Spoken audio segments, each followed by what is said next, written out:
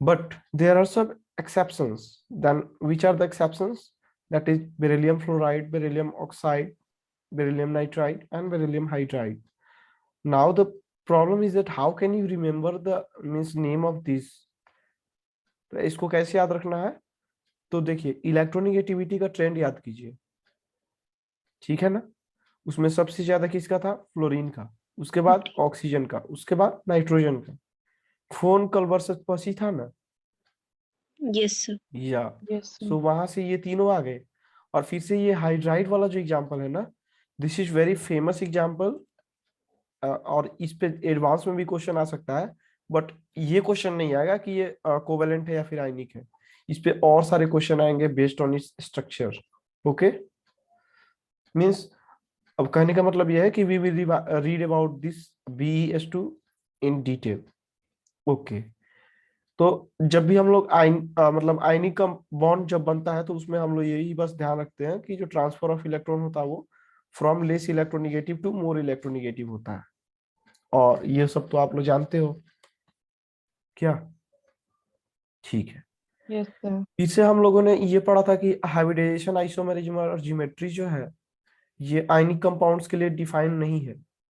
और इसके पीछे कारण है कि जो आयनिक बॉन्ड मतलब इलेक्ट्रोस्टैटिक फोर्स ऑफ अट्रैक्शन होता है वो नॉन डायरेक्शनल नेचर का होता है। ठीक है, बोलिए। Yes, sir. हाँ, फिर से हम लोगों ने पढ़ा था कि हाइब्रिडाइजेशन, आइसोमेरिज्म एंड ज्योमेट्री जो है ये कोवेलेंट कंपाउंड्स के लिए डिफाइंड होता है। Why? Because of their directional nature. अच्छा, यहाँ तक तो ठीक है। अब मैं बात करता हूँ आपसे कि क्या आप लोग को अब पता चल गया है कि हाइब्रिडाइजेशन कैसे निकालते हैं? Yes, बोलिए। sir. यस हाँ, सर। देखिए एक चीज तो पता चल गया। आइसोमेरिज्म के बारे में मैं आपसे बात करूंगा कोऑर्डिनेशन कंपाउंड के अंदर, ठीक है ना? और ये जो ज्योमेट्री वाला पार्ट है ना, ये हम लोग इसी केमिकल बॉन्डिंग चैप्टर में ही पढ़ेंगे कि ज्योमेट्री कैसा होता है, ठीक है ना? तो देखिए इस तीनों वर्ड में से एक वर्ड हमने पढ़ लिया है और आप किसी का भी हाइब्रिडेशन बता सकते हो। और हाइब्रिडेशन बताने के लिए वो कंपाउंड को कोवेलेंट होना जरूरी है। मीन्स यू शुड नॉट मतलब कि क्योंकि आयनिक कंपाउंड्स के लिए हाइब्रिडेशन डिफाइंड ही नहीं है तो फिर से हम लोग बता ही नहीं सकते हैं ना। तो अगर कभी भी किसी कंपाउंड में आपको हाइब्रिडेशन निकालना है तो first of all make sure that it's an means it's a covalent compound. सही है? Yes, sir. Yes okay, sir. फिर से हम लोगों ने बात किया था आइसोमॉर्फिज्म के बारे में, जो कि आयनिक और कोवेलेंट दोनों के लिए डिफाइंड होता है। आइसोमॉर्फिज्म में हम लोग ये देखते हैं कि वो सब सेम दिख रहा है या नहीं। सेम इन द सेंस कि same number of water of crystallization हो जाए, या फिर same oxidation number of anions हो जाए, या फिर और केटायन सेम हो और एनायन का ऑक्सीडेशन नंबर सेम हो जाए, या फिर इलेक्ट्रॉनिक कॉन्फ़िगरेशन दोनों का सेम हो जाए। मींस ऐसा कुछ होना चाहिए, then we can say that they are isomorphs. Okay, now moving to the next page. मतलब हम लोगों ने पढ़ा था कि हम लोग आयनिक कंपाउंड्स का स्ट्रक्चर कैसे बनाते हैं। This is quite an easy. Okay, okay, so after that we revised a Born-Haber cycle। Born-Haber cycle में हम लोगों ने पढ़ा था कि कोई भी कंपाउंड बनता है, ठीक है ना, तो उसमें एनर्जी इंटरेक्शंस कैसे होते हैं, और फिर से स्टैंडर्ड इंथैल्पी ऑफ फॉर्मेशन को हम लोग कैसे डिफाइन करते हैं। तो स्टैंडर्ड इंथैल्पी ऑफ फॉर्मेशन में जिस चीज से ये बना होता है ना, जो फाइनल कंपाउंड होता है वो सब अपने स्टैंडर्ड स्टेट में होने चाहिए। तो यहाँ पे मैंने एक बहुत अच्छा बात बताया था आपको कि जो आयोडीन होता है उसका स्टैंडर्ड स्टेट सॉलिड होता है। याद है आपको? Yes sir. Yes, sir. हाँ, अच्छा, ये मतलब हम लोग ये स्टैंडर्ड स्टेट के चक्कर में पड़ेंगे ही क्यों? मतलब why do we need to care about the standard state? इसके पीछे का रीजन बहुत सारा है। जैसे कि मान लीजिए आपको एक एग्जांपल है, जैसे मान लीजिए आपको कि आयरन क्लोराइड बनाना है, ठीक है ना? तो आपने किसी ने क्या किया कि आयरन क्लोराइड में जैसे कि एक अच्छा सा आयरन लिया, एकदम प्योर आयरन, और उन्होंने उसको हीट करके जो भी करके बनाया, और उन्होंने बोला क्या कि 900 डिग्री सेल्सियस पे कंपाउंड फॉर्म हो जाता है। कोई दूसरे चाचा जी आए, उन्होंने क्या किया कि बस आयरन को खदान में से निकाला, आयरन ओर को उसी से बनाना एकदम स्टार्ट कर दिए, ठीक है? और उनको लगा 9000 डिग्री सेल्सियस, तो वो बोले कि भाई पहला चर्चा को किया, भाई तू तो गलत बता रहे हो, देखो ये 9000 पे बन रहा है। देन इससे क्या होगा ना कि अलग अलग लोग अलग अलग तरीका का आयरन लेके आएंगे, अलग अलग स्टेट में आयरन लेके आएंगे और बोलेंगे कि ये तो ये है, ये तो ये है। Then how can we define something standard? इसीलिए हम लोग स्टैंडर्ड मेजरमेंट्स करते हैं। स्टैंडर्ड मेजरमेंट मतलब क्या, कि सबको अगर ये एक्सपेरिमेंट करना है तो आयरन इसी फॉर्म में होना चाहिए, it can't be in a different form. Are you getting my point? Yes, sir. Yes, yeah sir. And for this reason only हमारा ये जो स्टैंडर्ड फॉर्म है वो इंपॉर्टेंट हो जाता है। अच्छा, क्या एग्जाम में आपको बताएगा कि स्टैंडर्ड फॉर्म किसका क्या होता है? बिल्कुल नहीं। Mm. ठीक है, तो ये आपको खुद से पता करना है, and your chemistry teacher of physical chemistry will be helping you in that. Okay, means मेरे को जितना पता था या फिर जितना आपको जरूरी था वो मैंने बता दिया है। But if the question is of physical chemistry then they will explore more about this topic, means वो लोग ज्यादा कुछ कवर करेंगे। थर्मोकेमिस्ट्री चैप्टर ही इसी पे है। चलिए, यहाँ तक तो बात हो गया। फिर से हमने बात किया था कि ये लिखे कैसे, ये बॉन्ड हेबर इक्वेशन कैसे लिखे, एनर्जी इक्वेशन कैसे लिखे। तो इसमें हमने सबसे पहले बात किया था कि अगर हमको कोई भी कंपाउंड बनाना है तो लैटिस एनर्जी वाला इक्वेशन हम लोग को लिखना पड़ेगा। और लैटिस एनर्जी वाला इक्वेशन में भी सभी का सभी जो जिससे भी बन रहा है वो सभी का सभी क्या होना चाहिए, गैसियस स्टेट में होने चाहिए। ये आपको याद है? So वो 1 मोल भी होना चाहिए। हाँ बिल्कुल, बहुत अच्छा आदेश। चलिए, और अच्छा एक बात बताइए कि ये लैटिस एनर्जी जो है ये पॉजिटिव हुआ कि निगेटिव? सर डिपेंड करेगा, दोनों हो सकती है। या अगर कोई कंपाउंड एग्जिस्ट करता है तो बताइए लैटिस एनर्जी पॉजिटिव हुआ या फिर निगेटिव?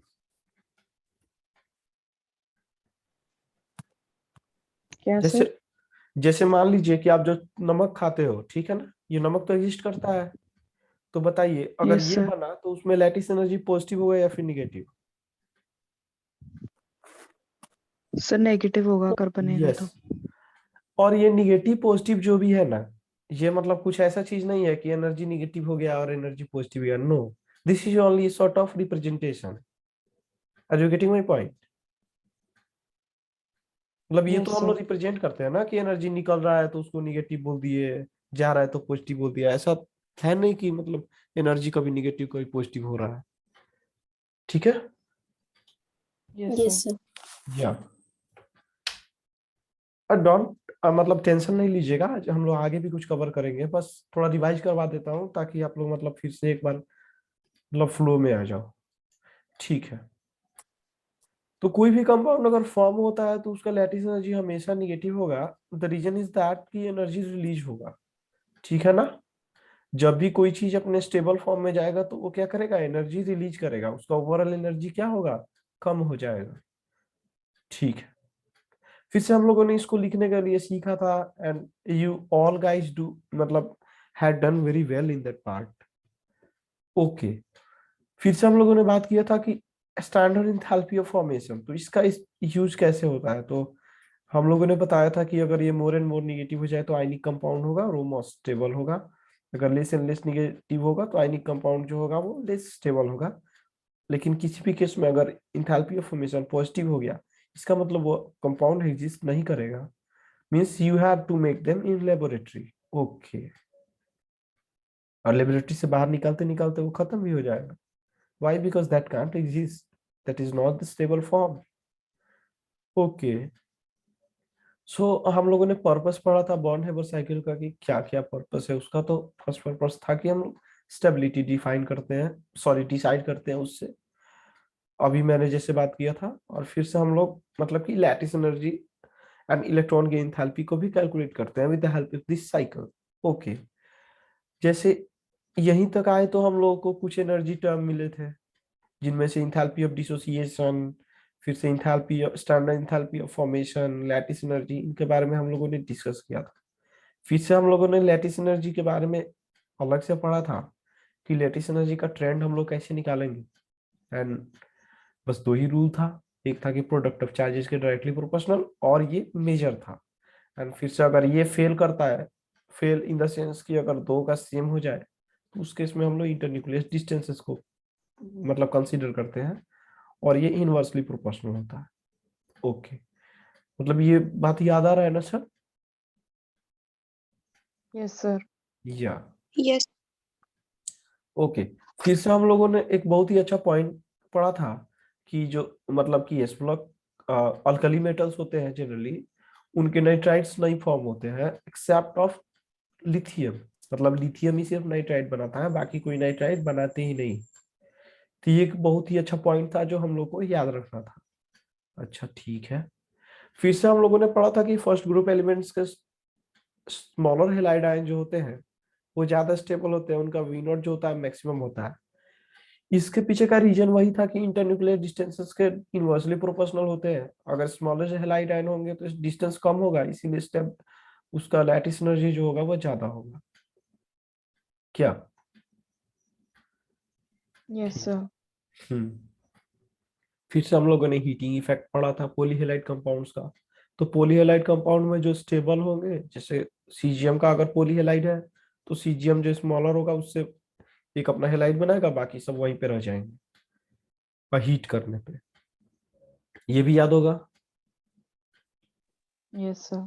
हाँ, चलिए उसके बाद से हम लोगों ने हार्डनेस के बारे में बात किया था। तो इसमें इंपॉर्टेंट था दो चीज, कि एक तो हार्डनेस को हम लोग मेजर करते हैं कौन चचा के स्केल पे? Mass scale. Yes, Mohs scale पे। एंड जो सेकंड पॉइंट था कि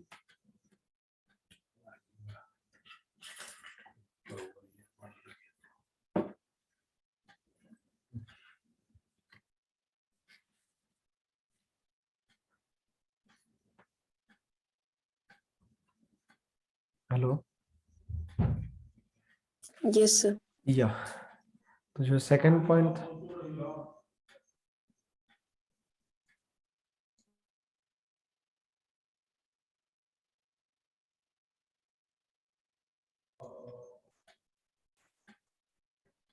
okay so second means second important part was that कि डायमंड का सबसे ज्यादा होता है, then after boron carbide, then after silicon carbide and there after alumina. क्या इंपॉर्टेंट बात ये था कि आपको एल्यूमिना का फॉर्म याद रखना है कि वो अल्फा फॉर्म में था, ठीक है ना? उसके बाद से हम लोगों ने बस एक कॉन्सेप्ट पढ़ा था कि we not inversely proportional to coordination number, जहाँ पे मैंने आपसे बोला था कि कोऑर्डिनेशन नंबर के बारे में चिंता करने की बिल्कुल जरूरत नहीं है, क्योंकि हम लोग मतलब कि लैटिस एनर्जी के बारे में पहले से ही पढ़ चुके हैं। फिर से हम लोगों ने मेल्टिंग पॉइंट में पढ़ा था, तो यहाँ पे मैंने बताया था कि लिथियम का जो हेलाइड्स होता है उसका सबसे ज्यादा होना चाहिए था, बट अनफॉर्चुनेटली और फॉर्चुनेटली इसका बहुत ही कम हो जाता है, and that is the exception. And मैंने बताया था कि आयोडाइड्स में पोटेशियम आयोडाइड का सबसे मैक्सिमम हो जाता है। ओके, उसके बाद से हम लोगों ने हाइड्रेशन एनर्जी के बारे में बात किया था, जो मतलब पानी में घुलाने पे वाटर मॉलिक्यूल्स के साथ अट्रैक्शन होता है, उससे जो एनर्जी रिलीज होता है उसको हाइड्रेशन एनर्जी बोलते हैं। जितना ज्यादा अट्रैक्शन उतना ज्यादा एनर्जी रिलीज, उतना ज्यादा हाइड्रेशन एनर्जी। ओके, उसके बारे में हम लोगों ने ट्रेंड्स के बारे में बात किया था कि कैसे मतलब हाइड्रेशन एनर्जी निकालेंगे। तो इसके लिए हम लोगों ने गैसियस रेडियस का हेल्प लिया था और चार्ज डेंसिटी का हेल्प लिया था, और बताया था कि जहाँ चार्ज डेंसिटी ज्यादा होगा वहां पे अट्रैक्शन ज्यादा होगा, जहाँ चार्ज डेंसिटी कम है वहां पे अट्रैक्शन कम होगा, मीन्स हाइड्रेशन एनर्जी कम होगा। इसीलिए हाइड्रेशन एनर्जी जो है वो directly proportional to charge density है। And another factor was that कि गैसियस रेडियस अगर ज्यादा होगा देन हाइड्रेशन एनर्जी कम होगा, ठीक है ना? क्या आपको याद है जब हम लोगों ने एक्वस रेडियस के बारे में बात किया था? Hello, yes sir. तो उस समय हमने यस बात सर। किया था, तो aqueous radius was just inversely proportional to gaseous radius, and hence we can also say that hydration energy is directly proportional to aqueous radius. ये aqueous radius जो था, अगर आपको याद हो, तो यही वाटर मॉलिक्यूल्स के लेयर पे ही हम लोग aqueous radius कैलकुलेट कैलकुलेट करते थे, अगर आपको सही से याद हो तो। yes, that was not yes sir. the, yeah, that was not the actual radius, but that were the water molecules which were just means aligning around the atom, और वही बनाते थे हमारे मतलब जितना दूरी तक वो सर्कल बनाएंगे हम लोग उसी को एक्वस रेडियस बोलते थे, और वो इनवर्सली प्रोपोर्शनल था गैसियस रेडियस। तो आप लोग एक्वस रेडियस के ट्रेंड से भी हाइड्रेशन एनर्जी बता सकते हो। ओके, नाउ हम लोगों ने बात किया था लिथियम और मैग्नीशियम के बारे में, तो पता ही है सबको कि डायगोनल रिलेशनशिप फॉर्म करता है। लेकिन एक इम्पॉर्टेंट बात ये है कि जनरली लोग ये याद रखते हैं कि लिथियम प्लस और मैग्नीशियम प्लस में लिथियम प्लस का ज्यादा होता है, लेकिन कभी कभी पूछ देता है कि लिथियम और मैग्नीशियम में किसका ज्यादा है, तो आदमी लिथियम का ज्यादा लगा के आ जाता है, but that is wrong. Do you get my point? Radius of lithium Yes, is sir. not greater than radius of Yes. magnesium anyway. It shouldn't be also. Okay. Yes, sir. Yeah. And after that हम लोगों ने beryllium और aluminium के बारे में पढ़ा था. That's quite easy. After that हम लोगों ने solubility of ionic compounds के बारे में पढ़ा था, जो दो फैक्टर पे डिपेंड करता है. एक है हमारा लैटिस एनर्जी, दूसरा है हाइड्रेशन एनर्जी. हाइड्रेशन एनर्जी के डायरेक्टली प्रोपोर्शनल होता है सॉल्युबिलिटी, ये तो क्वाइट ऑब्वियस है. और लैटिस एनर्जी के इनवर्सली प्रोपोर्शनल होता है, ये भी ऑब्वियस है. आप सोचोगे कि लैटिस एनर्जी के इनवर्सली प्रोपोर्शनल वाला ऑब्वियस क्यों है? द रीजन इज दैट कि जब भी कंपाउंड फॉर्म होता है तो मैंने बताया एनर्जी रिलीज होता है, तो you have to give the same amount of energy to break that compound. Okay, are you Yes. Getting my Yes, sir. Point? Yeah. And hence क्या होता है ना कि एनर्जी ज्यादा, मतलब लैटिस एनर्जी ज्यादा हो गया, एनर्जी ज्यादा देना पड़ेगा, इसीलिए सॉल्युबिलिटी हमारा कम हो जाएगा. समझ में आया? नमक ले लेना पानी में, ठीक है ना, और एक कप पानी ले लेना, मीन्स नॉट एक कप, आधा कप पानी और उसमें नमक आधा कप डाल देना. या फिर मतलब नमक डालना जब तक वो सैचुरेटेड नहीं हो जाए. अगर आप चाहते हो कि और ज्यादा उसको उसमें नमक घोल लूं, देन क्या होगा कि नीचे नमक प्रेसिपिटेट करने लगेगा. Then one thing you can do is that you just heat the water. आप वाटर को हीट करोगे तो लैटिस एनर्जी तक पहुंच जाएगा, अगर तो फिर से उसमें और भी सारा नमक घुल सकता है. Are you getting my point? Yes, sir. जब चीनी का पाक बनता है तो उतना चीनी को अगर नॉर्मल पानी में आप लोग डाल दोगे, देन वो डिजॉल्व नहीं हो पाएगा नॉर्मल कंडीशंस में, but upon heating it will get enough energy to just break its bond and hence it will dissolve. Now मतलब कुछ एक इम्पोर्टेंट इंसाइट मिल रहा होगा आपको कि कैसे कैसे चीजें वर्क करती हैं. अच्छा, ऐसा क्यों होता है कि घुलाने पे सैचुरेशन पे पहुंच जाता है? इसके पीछे भी एक कारण है.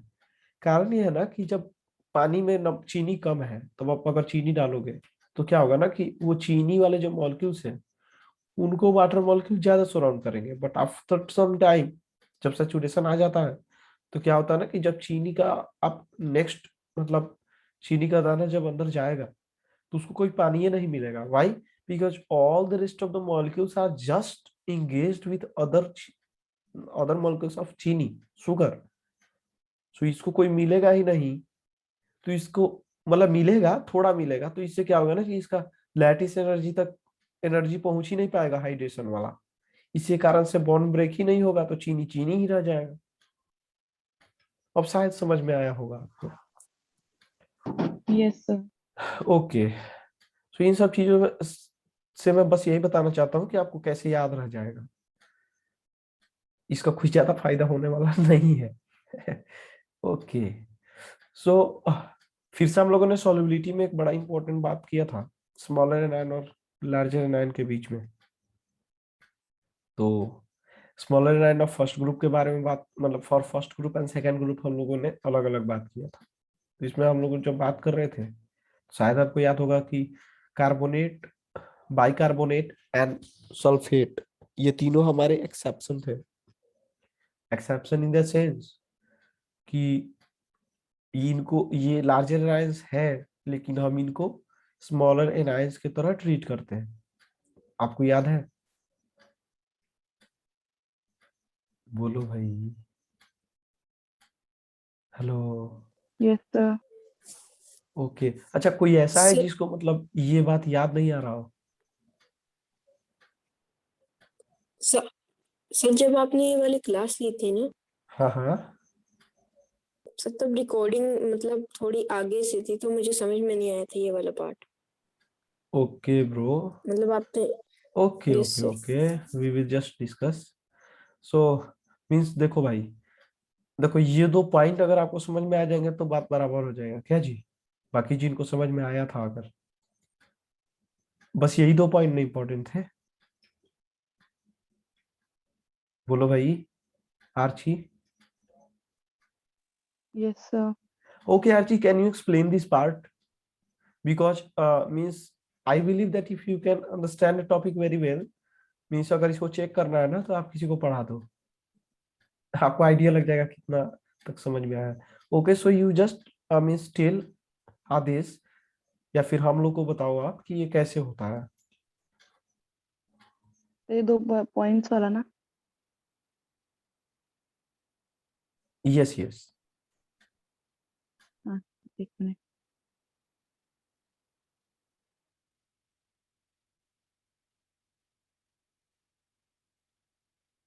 सी जो Li, जैसे कि ये एग्जांपल से लिया हुआ, small cation and small anion are stable in a lattice.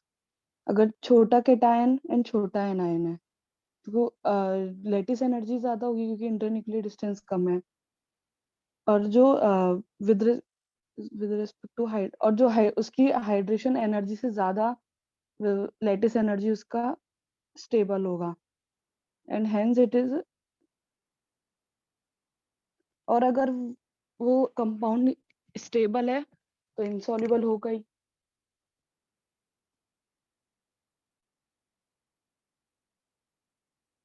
क्योंकि वो क्यों टूटना चाहेगा अपने को। अगर LIF स्टेबल है तो वो टूटना ही नहीं चाहेगा, और बिल्कुल। टूटना नहीं चाहेगा तो इंसॉल्युबल होगा। या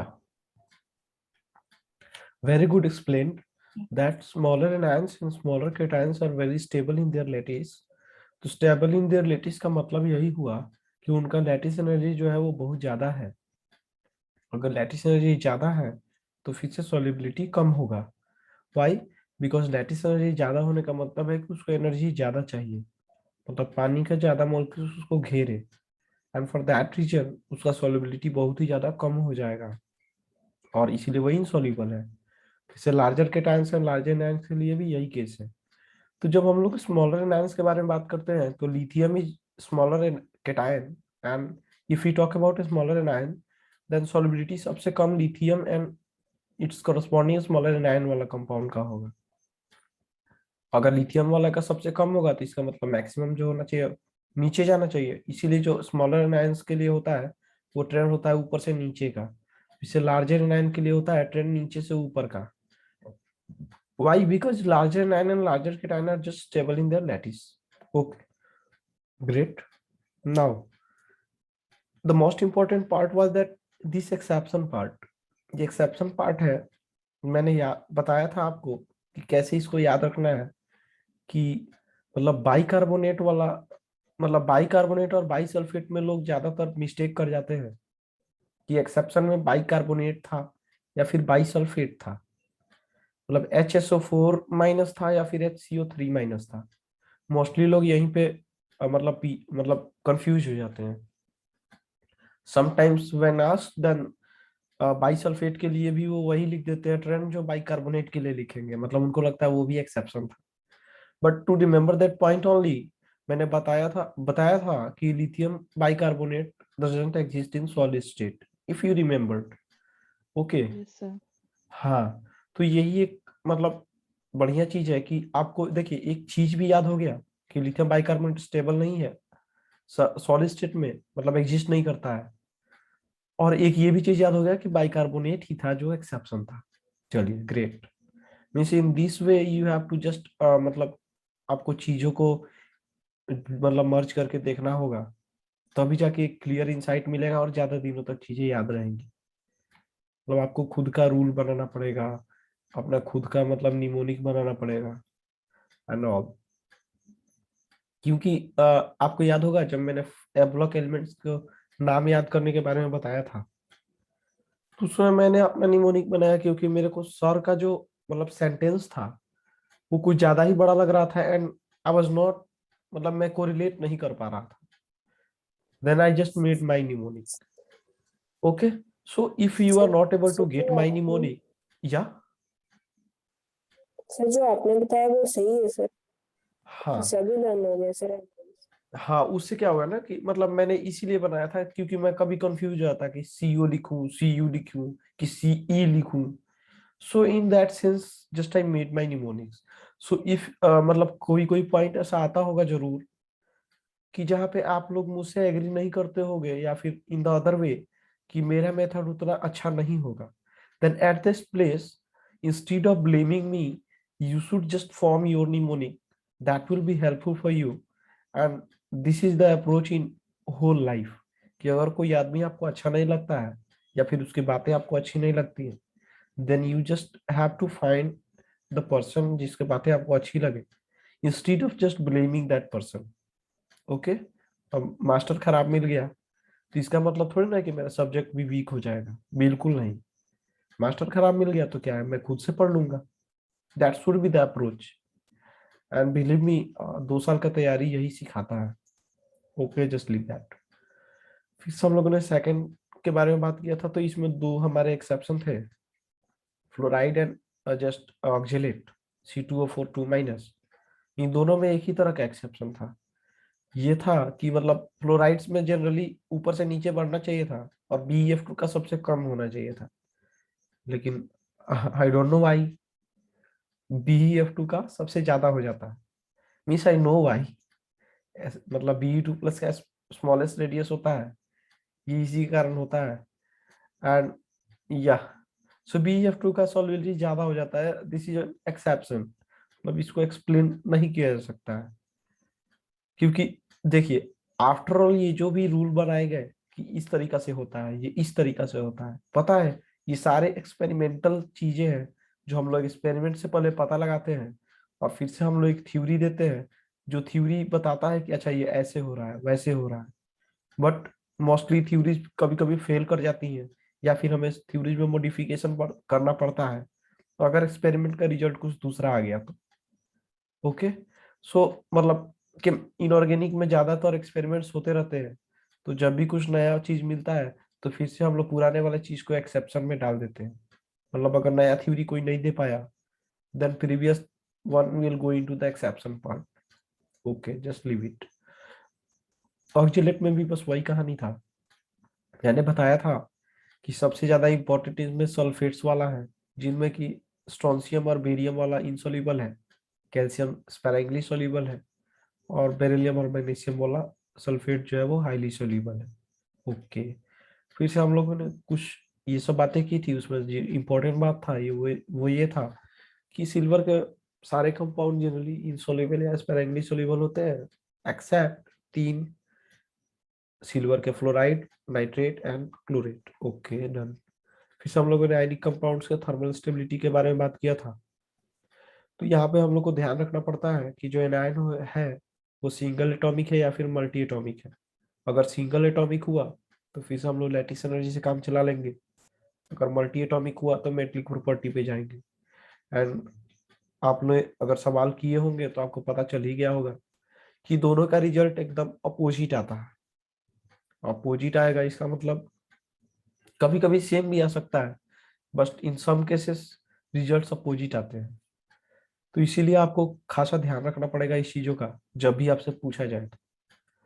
जब मैं ये आपको टॉपिक पढ़ा रहा था तो मैंने ये भी बताया था कि पीरियोडिक टेबल में हम लोग thermal stability of covalent compounds भी पढ़े थे, जहां पे thermal stability directly proportional to difference of electronegativity था। अगर शायद आपको याद हो तो, याद है? Yes sir. हाँ, उसके बाद से हम लोगों ने हीटिंग इफेक्ट्स के बारे में पढ़ा था, और ये मेरे हिसाब से सबसे अच्छा मतलब चीज जो था जो मैं हम लोगों ने पढ़ा था। तो जैसे मेटल कार्बोनेट को हीट किया तो metal oxide plus CO2, metal hydroxide को हीट किया तो मेटल ऑक्साइड प्लस H2O। ये तो सही है, लेकिन एक्सेप्शन पार्ट था कि सोडियम और सीजियम का कार्बोनेट और मतलब हाइड्रोक्साइड जो थे उनको हीट करने पे हमको मेल्ट मिलता था। मेल्ट इन द सेंस कि हीट करते जाओ करते जाओ करते जाओ, जैसे और कुछ मिल ही नहीं रहा है, मतलब वो पानी बन गया, पानी जैसा हो गया, ठीक है ना, मेल्ट हो गया। एंड एक और अच्छा बात हम लोगों ने यहीं पे डिस्कस किया था कि सिल्वर और मरकरी ये दोनों का जो हाइड्रोक्साइड या कार्बोनेट होता है उनको हीट करने पे मेटल मिलता है, and the reason was that कि इनका ऑक्साइड स्टेबल नहीं होता है। ग्रेट। उसके बाद से हम लोगों ने कुछ ओर्स के बारे में बात किया था, जैसे ZnCO3 को कैलेमाइन और MgCO3 CaCO3 को डोलोमाइट। कैल्साइट बोलते थे CaCO3 को, और सीडराइट बोलते थे FeCO3 को। सेमीसाइट बोलते थे PbCO3 को। मेलाचाइट बोलते थे CuCO3 CuOH को। बस, और उसके बाद से मैंने एक होमवर्क दिया था जिसमें मैं पूछा था कि इसको क्या बोलते हैं।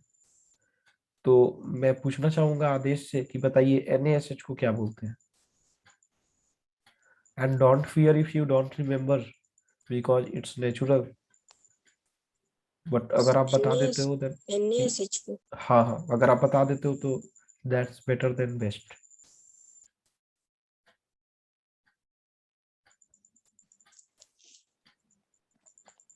अच्छा, कितने लोग हैं जो मरकैप्टन का नाम सुने हुए हैं? मरकैप्टन वर्ड सुने हुए हैं? सुना है सर। उसका फॉर्मूला क्या होता है? याद नहीं आ रहा सर। अच्छा, सर्च कीजिए। Everyone has mobile, just change the tab and just search कि मरकैप्टन का फॉर्मूला क्या होता है। Spelling MERCAPTAIN, mercaptan. मैं भी सर्च सर करता हूँ। SH। SH होता है ना? Yes sir. और वो वही SH है ना ये? Yes sir. अब समझ में आया इसको क्या बोलते हैं? बोलो भाई। Sodium mercapto. Yes, and for that reason, search किया था मैंने। हाँ इसीलिए मैंने इसको अभी पूछा कि जिन्होंने सर सर्च नहीं याद नहीं किया आ रहा था। था। हाँ, सर जिन्होंने किया सर्च, था search. Okay okay, that's great. तो जिन्होंने सर्च नहीं किया था उनको भी पता चल गया। And this is very important session today. ठीक है, फिर से हम लोगों ने ZNO के बारे में बात किया था। बहुत ही इंपॉर्टेंट कैरेक्टरिस्टिक है इसमें कि कोल्ड कंडीशन में व्हाइट और हॉट कंडीशन में येलो होता है। फिर से मेटल नाइट्रेट को हीटिंग इफेक्ट के बारे में बात किया था, जो जनरली हीट करने पे हमको ऑक्साइड नाइट्रेट और ऑक्सीजन देता है। एंड अब तो आपको पता चल ही गया होगा कि हम लोगों ने पैरामैग्नेटिज्म के बारे में बात कर लिया था। तो O2 and NO2 both are paramagnetic, and the reason आपको पता ही है, पता है ना भाई? अच्छा ठीक है, पता है सबको तो मैं पूछता हूँ। डरो मत भाई मेरे से, अगर मैं पूछूं तो, ठीक है ना? और जनरली हम लोग में क्या होता है ना, जब हम लोग क्लास करते हैं, प्रोफेसर सवाल पूछने लगा, सारा लड़का क्लास छोड़ के भाग जाएगा, ठीक है ना? बट ये सब चीजें सिर्फ हम ही लोग में होती है। 11 12 में अगर ऐसा कोई करने लगा था, he or she will not be able to study as well. Okay, just leave it. Okay, so Tanisha, you tell me कि पैरामैग्नेटिज्म कैसे डिसाइड करते हैं कि वो पैरामैग्नेटिक है या फिर डायमैग्नेटिक है? अभी तक हमने जो पढ़ा उसके हिसाब से।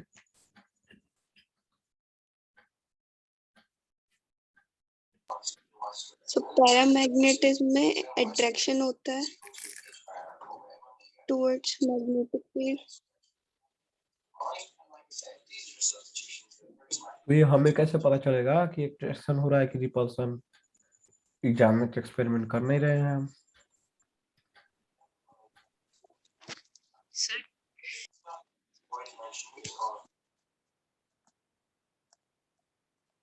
अच्छा चलिए, एक हिंट देता हूँ वैलेंस बॉन्ड थ्योरी से। तो मैं बताऊं? अच्छा चलिए, आप ही बताइए।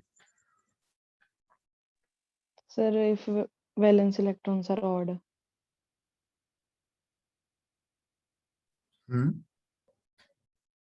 then it is paramagnetic. Okay, so oxygen में आपको वैलेंस इलेक्ट्रॉन और दिख रहे हैं? Sir, it is an exception. या, यू आर एब्सोल्युटली करेक्ट। सो हम लोगों ने पैरामैग्नेटिज्म और डायमैग्नेटिज्म के लिए कुछ कॉन्सेप्ट पढ़े थे, and may be Tanisha was not present in that session, so she is not able to answer that. That's fine, but you should be present. Because every day हम लोग कुछ नया सीखते हैं एक्सेप्ट टुडे। ओके, सो सीख ही लिया आज भी थोड़ा थोड़ा। तो ऑक्सीजन जो है वो एक्सेप्शन है और NO2 तो समझ में आता है। आपको याद है एक्सेप्शन में NO2 भी था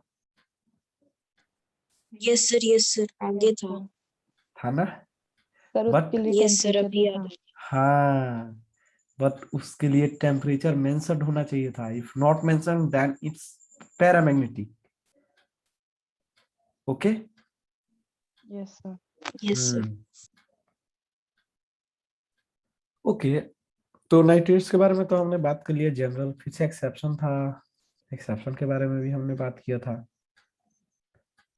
और अगर आपको याद हो तो पिछला जो क्वेश्चनरी सेशन था उसमें मैं कुछ देर के लिए आया था and I just asked the one question that potassium nitrate को पोटेशियम के साथ हीट करने पे ऑक्सीजन निकलेगा या नहीं निकलेगा, एंड आपने बिल्कुल करेक्ट आंसर दिया था कि नहीं निकलेगा। ओके, सो यहाँ पे हम लोग मतलब टाइम ओवर हो चुका है, तो आप लोग फिर से ज्वाइन करेंगे। So bye for now. Join miss ASAP, अभी अभी ज्वाइन कीजिए।